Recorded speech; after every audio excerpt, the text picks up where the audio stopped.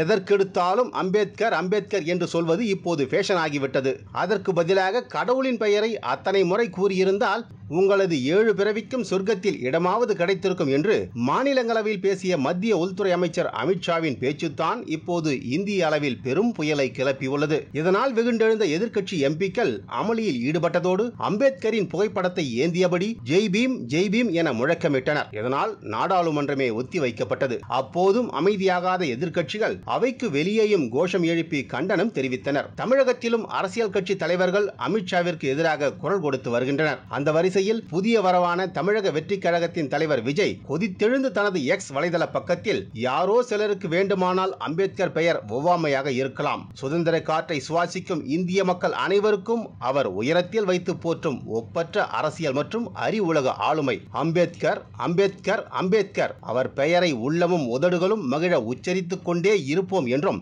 எங்கள் கொள்கை தலைவரை அவமதிப்பதை ஒருபோதும் அனுமதிக்க முடியாது, அண்ணலை அவமதித்த ஒன்றிய அரசின் உள்துறை அமைச்சரை தமிழக வெற்றி கழகத்தின் சார்பாக வன்மையாக கண்டிக்கிறேன் என்று பதிவிட்டுள்ளார். விஜயின் இந்த கண்டனத்திற்கு பலரும் இப்போது ஆதரவு கரம் நீட்டி வருகிறார்கள்.